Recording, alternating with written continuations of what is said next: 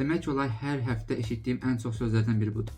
Kartına pul çıxıldı, necə çıxdı, heç nəyə qoşulmamışam. Yox, qoşulmusan.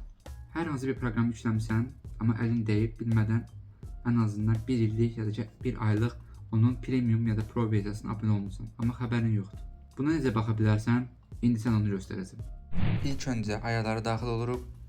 Buradan Apple Account, buradan Subscriptions, yəni abunəliklər, buradan aktiv və ya qeyri-aktiv olunan abunəliklər görə bilərsiniz.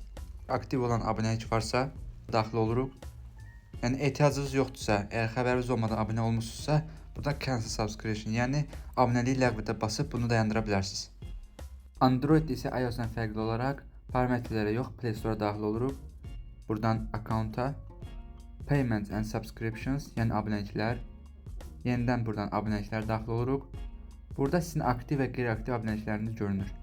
Məsələn, hər hansı bir aktiv olub, amma sizə ehtiyac olmadığı bir abunəlik görmüsünüzsə, ona daxil olursunuz və aşağıda Cancel Subscription, yəni ləğv edib bunu dayandıra bilərsiniz.